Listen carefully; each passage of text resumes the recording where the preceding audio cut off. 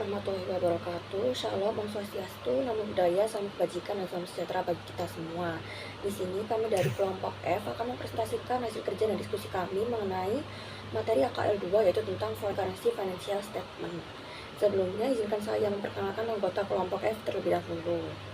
Itu anggota kelompok F dengan saya sendiri, Andrea Maharani dengan NPM Mahir 201, Oktivani dengan NPM Mahir 202, Mary dengan NPM Mahir 204, Trisha dengan NPM Mahir 220, dan juga Tinaya dengan NPM Mahir 233.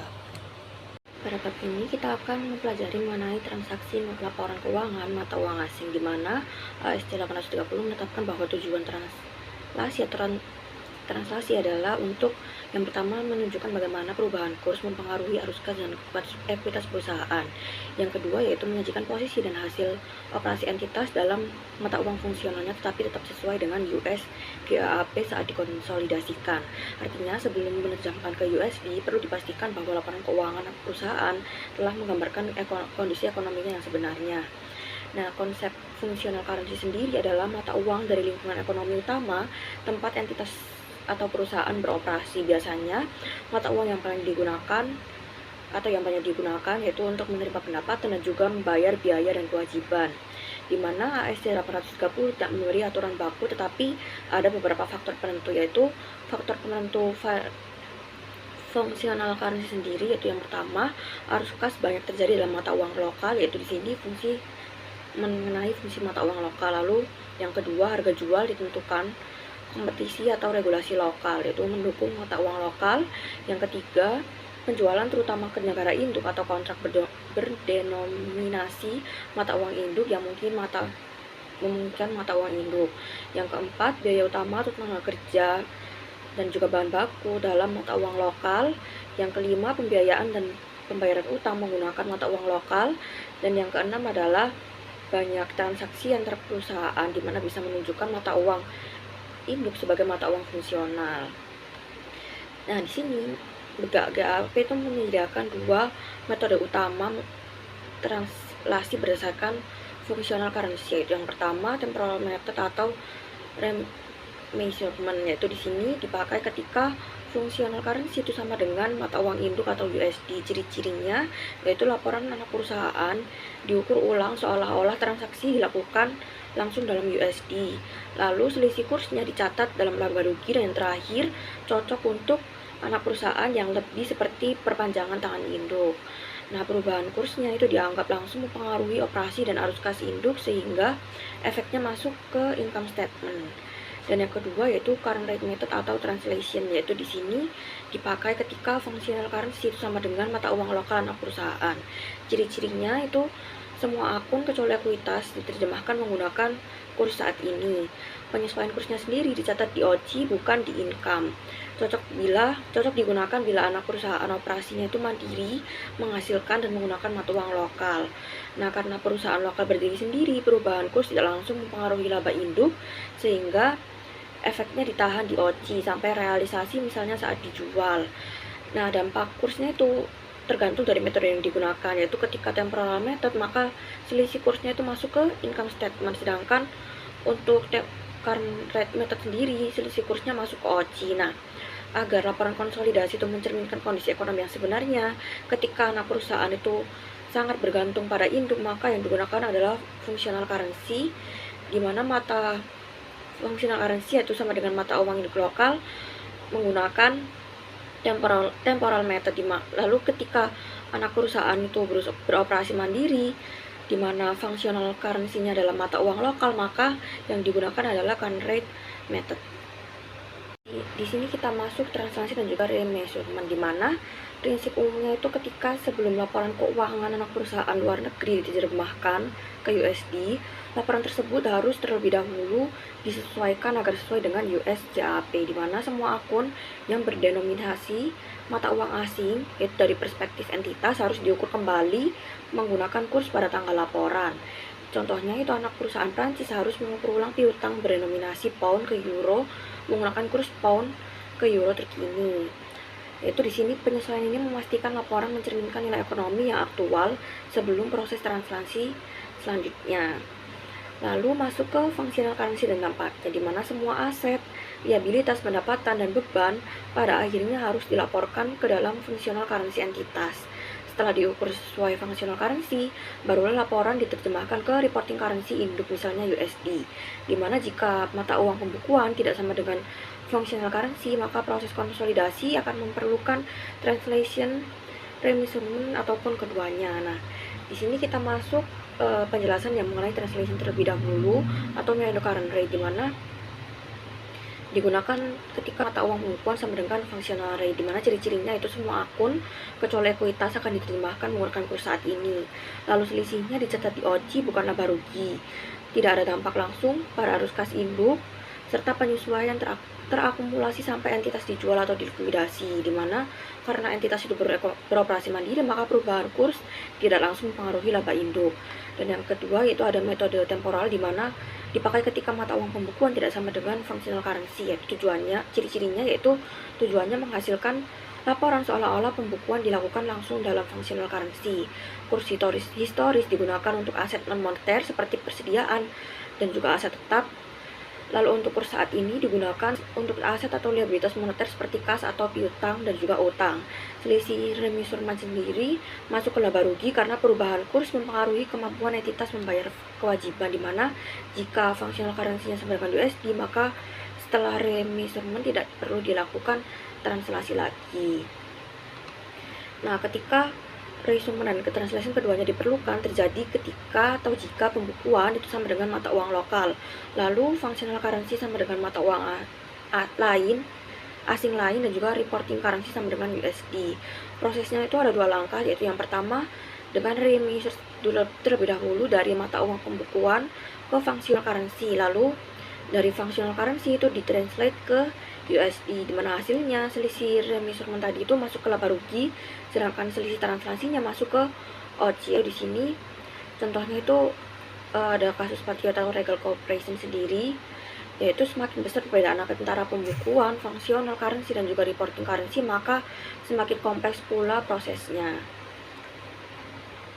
Dan di sini yaitu ketika transaksi antar perusahaan atau intercompany, di mana transaksi antar induk anak itu dianggap transaksi valuta asing bila menghasilkan piutang atau utang dalam mata uang yang berbeda dari functional currency-nya. Dampaknya di sini bukan investasi jangka panjang, yaitu selisih kurs masuk sebagai income. Lalu investasi jangka panjang jika selisih kurs masuk OCI sebagai penyesuaian translasi, yaitu di sini hanya jika functional currency anak yaitu sama dengan mata uang lokal, yaitu pada kasus 1 dan juga kasus 3 itu bisa dilihat, yaitu transaksi ini bisa mempengaruhi laba konsolidasi, yaitu bisa dilihat pada tabel ringkas analisis transaksi valuta asing di bawah ini, yaitu ketika mata uang pinjamannya pound dan juga functional currency subsidinya pound juga, itu tidak perlu dilakukan transaction subsidi, tapi perlu dilakukan transaction parent, dimana jika mata uang pinjaman tidak sama dengan functional currency, maka ada transaksi valuta asing. Selanjutnya, saya akan menjelaskan tentang foreign entities operating in highly inflationary economy. Kita harus perlu memahami apa itu highly inflationary economy. Menurut ISC 830, hal ini adalah ekonomi yang memiliki tingkat inflasi kumulatif 3 tahun sekitar 100% ataupun lebih. Jadi bayangkan situasinya di mana mata uang lokal itu dengan cepat kehilangan nilainya, sehingga harga barang dan jasa terus meningkat drastis. Kondisi ini menciptakan masalah khusus ketika kita ingin mengonversi laporan keuangan mata uang asing ke dolar Amerika Serikat karena inflationary kumulatif tersebut. Nah, terkait dengan current rate method, di sini masalah dengan metode currency rate yang biasa digunakan normalnya, keuntungan dan kerugian transaksi itu diakumulasi di other comprehensive income dan tidak diakui dalam laba rugi sampai investasi dijual. Coba lihat contohnya itu, kalau mengacu pada buku BIMS, ada terdapat contoh investasi sebesar 9 juta, LCU di tahun pertama ditranslasi menjadi $180.000, tapi setahun kemudian investasi yang sama hanya bernilai $45.000. Karena nilai tukar turun drastis dari $0,02 menjadi $0,005, ini akan sangat tidak mencerminkan dampak real dan hiperinflasi. Nah, lalu ada solusi dari FASB. di mana memberikan solusi praktis untuk entitas di ekonomi hyperinflasi digunakan dolar Amerika Serikat sebagai mata uang untuk remeasurement laporan keuangan. Yang penting di sini, keuntungan dan kerugian dari remeasurement ini diakui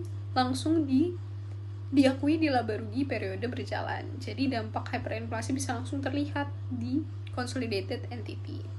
Menghitungnya itu dengan satu hal yang penting yang perlu dicatat dalam cara menghitung inflasi 3 tahun yang kumulatif tersebut, bukan dijumlahkan begitu saja.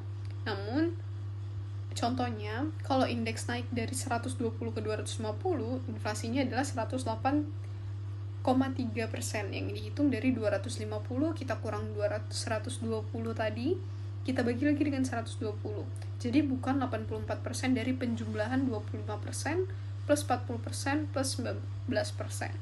Nah, kalau inflasi kumulatif ini melebihi 100%, maka dolar AS otomatis menjadi functional currency untuk consolidated statement-nya.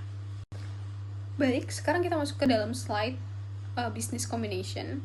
Bagaimana di sini terdapat translasi pada tanggal diakuisisi. Ketika terjadi bisnis kombinasi, semua aset dan liabilitas dari entitas asing ditransaksi menggunakan kurs pada tanggal kombinasi bisnis tersebut terjadi. Aset dan liabilitas yang dapat diidentifikasikan disesuaikan dulu ke nilai wajarnya dalam mata uang lokal, baru kemudian ditranslasi, sehingga antara nilai wajar investasi dengan aset bersih yang ditranslasi akan dicatat sebagai goodwill atau bargain on purchase. Di sini juga ada fair value atau book value diferensial, dua skenario penting yang perlu dipahami, di mana dalam skenario pertama itu ketika perusahaan dipelihara dalam functional currency, when books maintain in functional currency. Kelebihan nilai wajar di atas nilai buku akan dialokasi ke aset, liabilitas, dan goodwill dalam LCU. Ini kalau misalnya di contoh bukunya BIMS ya, mata uang lokal, atau LCU itu mata uang lokal. Selanjutnya ditransaksi menggunakan current exchange rate sesuai dengan current rate metodenya. Contohnya, misalnya ada kelebihan 10.000 euro yang dialokasikan ke equipment dengan umur 5 tahun. Kurs diakuisisi adalah 1,5 dolar, rata-rata tahun berjalan 1,45 dolar, dan akhir tahun adalah 1,4 dolar. Maka depresiasi tahun ini adalah 2.900 dengan 2.000 dikali 1,45 dolar. Dan saldo yang belum didepresiasi menjadi 11.200 dari mana? Dari 8.000 dikali dengan 1,4. Lalu terdapat unrealized transaction loss sebesar 900 dolar dicatat sebagai OCI sebagai equity adjustment-nya. Lalu ada skenario kedua di mana kalau tidak dipelihara, kan kalau tadi sebelumnya dipelihara ya. Nah, sekarang ini when books not maintained in functional currency. Di sini perlu remeasurement. Kelebihan yang dialokasi ke equipment diamortisasi menggunakan kurs historis pada saat business combination.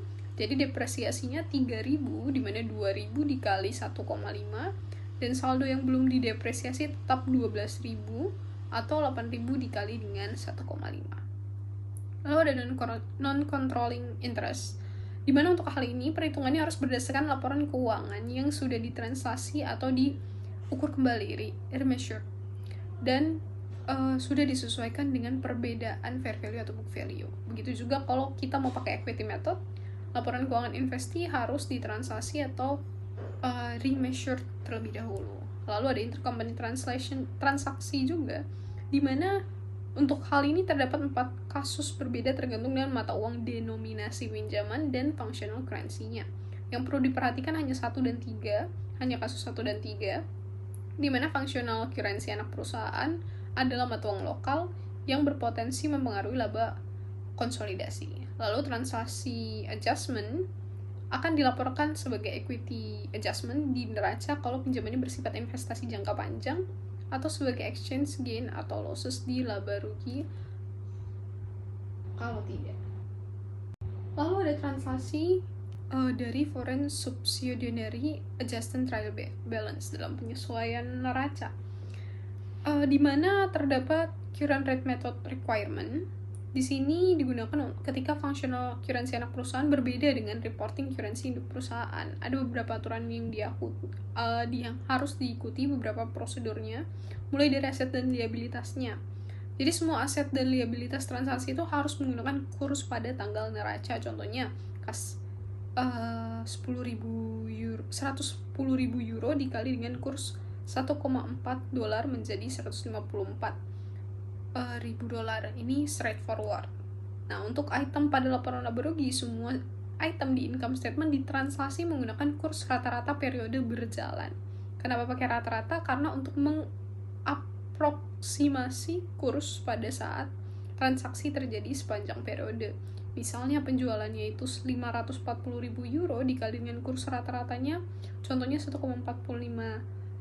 dolar menjadi 783.000 dolar. 783.000 dolar. Nah, untuk bagian stockholder equity ini berbeda, di mana capital stock dan paid in capital ditransaksi menggunakan kurs pada tanggal diakuisisi, bukan kurs saat ini. Return earning ending balance tidak ditransaksi setelah akuisisi. Return earning itu terdiri dari saldo awal yang sudah ditransaksi, ditambah laba yang sudah ditransaksi, dikurangi dengan dividen yang sudah ditransaksi juga. Untuk tahun-tahun berikutnya, saldo awal return earning adalah saldo akhir tahun dari yang sebelumnya sudah ditransaksi. Yang terakhir pada transaksi ini ada equity adjustment from transaction, di mana setelah semua item ditransaksi kita totalkan debit dan kreditnya. Equity adjustment from transaction ini adalah angka penyeimbang supaya debit sama dengan kredit. Ini dihitung sebagai selisih antara total debit dan kredit yang sudah ditransaksi dan dicatat di other comprehensive income. Dari contoh ini misalnya 1.396.200.000 dolar kredit dikurangi dengan 1.367.600 dolar debit, sehingga menghasilkan equity adjustment-nya yaitu 28.600 dolar. Di sini kita akan membahas bagaimana induk perusahaan menggunakan equity method untuk mencatat investasi di anak perusahaan asing. Di mana pencatatan awal, induk itu harus mencatat investasi sebesar nilai wajar yang dibayar pada tanggal akuisisi. Selanjutnya menggunakan equity method untuk mencatat investasi di anak perusahaan asing. Yang penting kita menggunakan laporan keuangan anak perusahaan yang sudah ditransaksi ketika menerapkan equity methodnya. Dimana dalam pencatatan dividen, ini ketika menerima dividen dari anak perusahaan, kas yang diterima mengurangi akun investasi. Dividen ditransaksi menggunakan kurs pada saat dividen dibayar. Contohnya dividen 30.000 euro dikali dengan kursnya 1,42 dolar menjadi 42,600 dolar. Jurnalnya nanti kita akan mendebit akun kas sebesar 42.600 yang diterima, lalu kita mengkreditkan investasi pada anak perusahaan sebesar 42.600 juga. Lalu ada pencatatan bagian laba anak perusahaan. Ini yang lebih kompleks dari dividen, di mana induk perusahaan itu mengakui 100% dari laba bersih anak perusahaan dalam dolar sebagai investment income-nya. Tapi di sini juga harus memasukkan transaction adjustment di other comprehensive income. Jurnalnya ada 3 komponen, di mana akan mendebit akun investasi pada anak perusahaan atau investment in subsidiary.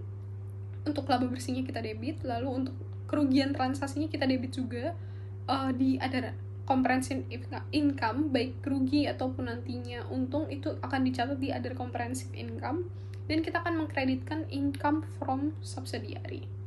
Lalu ada penambahan investasi bersih, di mana kenaikan investasi bersih dihitung dari laba bersih anak perusahaan dikurangi dengan transaksi adjustment-nya. Lalu ada key principle di sini, di mana yang perlu dipahami, pembukuan induk perusahaan mencerminkan baik hasil operasi maupun efek transaksi mata uang. Jadi transaksi adjustment mengalir melalui other comprehensive income, bukan laba berjalan. Ini memberikan pandangan komprehensif tentang perubahan nilai investasi. Baik, selanjutnya saya akan menjelaskan terkait illustration of amortization, where excess of fair value over book value is allocated to identifiable asset and liabilities, which is patent amortization. Jadi dapat kita lihat bahwa yang pertama itu ada excess of fair value over book value. Jadi ini akan dialokasikan ke aset identifiable atau paten Yang mana ketika Pet Corp membeli Star seharga $525.000, maka nilai buku aset Star itu hanya sebesar $375.000. Kemudian selisih $150.000 dianggap sebagai paten atau aset identifiable meskipun tidak tercatat di buku Star. Sehingga kita pertama akan melakukan konversi nilai selisih ke mata uang lokal, yang mana nilai selisihnya itu sebesar $150.000. Kemudian untuk kurs saat akuisisi itu kan pada 31 Desember 2016 itu $1.50. Kemudian untuk konversinya berarti kita $150.000 dibagi $1.50, yang mana akan menjadi €100.000. Kemudian kita akan melakukan amortisasi untuk tahun 2017, yang mana umur manfaatnya itu sebesar 10 tahun, sehingga amortisasi yang akan dilakukan itu kan $100.000 €100.000 dibagi 10 tahun, yang mana amortisasi per tahunnya itu €10.000. Kemudian untuk kurs rata-rata pada tahun 2017 itu sebesar $1.45. Dan untuk amortisasi 2017 itu dapat hitung dengan cara €10.000 dikali dengan $1.45, sehingga akan menemukan hasilnya $14.500. Dan selanjutnya kita akan melakukan jurnal amortisasi pada buku PET, yang mana PET sendiri akan mencatat yang pertama itu mengurangi income from Star sebesar $14.500. Kemudian untuk equity adjustment from translation itu sebesar $9.500. Dan kemudian akan mengurangi investment in Star yang mana sebesar total $24.000.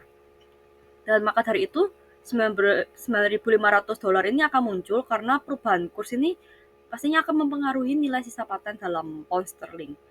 Dan selanjutnya kita akan melakukan rekonsiliasi nilai paten, yang mana setelah amortisasi dan penyesuaian kurs, yang mana pada awal tahun itu kan €100.000 dan kurs awalnya itu sebesar $1.50, sehingga hasilnya per dolar itu $150.000. Dan kemudian untuk amortisasinya yaitu minus €10.000, kemudian dikalikan dengan $1,45, sehingga akan menghasilkan $14.500. Tapi ini dimasukkan ke sisi kredit. Kemudian ini akan menyisakan dari awal, kan tadi kan $100.000 kurangi €10.000, kemudian akan sisa €90.000. Dan kemudian pada kurs yang digunakan untuk ending patennya itu kan $1.40. Sehingga kita kalikan €90.000 ini dengan $1,40, sehingga hasilnya akan ditemukan $126.000. Sehingga equity adjustment yang akan dilakukan itu kan $9.500. Nah, adjustment sendiri ini dihitung dari perubahan kurs atas amortisasi yang kemudian ditambahkan dengan sisa paten. Kemudian kita akan melihat pada perubahan pada investasi PET di Star, yang mana rekonsiliasi saldo investment di Star sepanjang 2017 itu dapat kita lihat bahwa saldonya itu sebesar $525.000, kemudian dikurangi dividen sebesar $42.600, kemudian ditambahkan dengan equity in net income sebesar $121.800, kemudian dikurangi dengan loss on translation sebesar $28.600, kemudian dikurangi lagi dengan amortisasi paten sebesar $14.500, kemudian dikurangi lagi dengan translation loss atau paten sebesar $9.500, yang mana nanti akan ketemu hasilnya sebesar $551.600. Sehingga Star ini pastinya akan mengalami total transaction loss sebesar $28.600, karena ini berasal dari perubahan nilai net aset karena fluktuasi kurs. Kemudian pada level konsolidasi, total AOG atau akumulasi other comprehensive income loss-nya sebesar $38.100, yang kemudian ada tambahan $9.500 yang berasal dari translation pada paten yang hanya dicatat pada PET dan tidak ada di Star. Hal itu tuh karena berprinsip dari functional currency, karena functional currency di sini kan adalah mata uang lokalnya, sehingga perubahan kurs ini tidak mempengaruhi laba bersih langsung, tetapi langsung masuk ke other comprehensive income atau OC sampai aset dilikuidasi atau dividen dikirimkan. Kemudian kita lihat pada illustration di samping, yaitu terkait remeasurement, yang mana ini akan membahas terkait remeasurement-nya akan menggunakan temporal method ketika functional currency adalah USD, bukan mata uang lokal. Nah, perbedaan mendasar dari translation atau current rate method sendiri itu biasanya untuk translation current rate-nya itu pakai functional currency. Sedangkan kalau untuk remeasurement temporal itu pakai USD functional currency-nya. Sedangkan pada translation sendiri perubahan kursnya menggunakan other comprehensive income, sedangkan untuk temporal atau remeasurement biasanya menggunakan perubahan kurs di laba rugi. Dan untuk translation current rate sendiri biasanya menggunakan aset non moneter dari historical rate, tapi kalau dari remeasurement temporal itu akan menggunakan aset moneter yang menggunakan current rate. Nah, sekarang kita lihat pada perlakuan pada paten. Jadi, nilai paten sebesar $150.000 ini tidak disesuaikan oleh kurs lagi. Dan kemudian untuk amortisasi tetap akan sebesar $15.000 per tahunnya kan. $15.000 per tahun ini dapat dari nilai paten yang tidak disesuaikan oleh kurs lagi. Tadi kan nilai patennya $150.000, kemudian dibagi dengan amortisasi sebesar masanya 10 tahun, jadi $150.000 dibagi 10 tahun sehingga akan ditemukan $15.000 per tahunnya. Dan kemudian kita akan lihat pada perlakuan pada advance to pet, karena advance ini mengalami denominasi US dollar dan functional currency-nya itu menggunakan USD. Jadi ini tuh tidak dianggap transaksi kurs, tetapi ini tuh dianggap sebagai timbul adanya exchange gain atau loss. Dan untuk remeasurement sendiri ini dilakukan pada nilai USD yang sama, yaitu sebesar $84.000. Sedangkan untuk hasil utama dari remeasurement sendiri itu harusnya akhir ini harus sama, seolah-olah transaksi ini dicatat langsung dalam US dollar.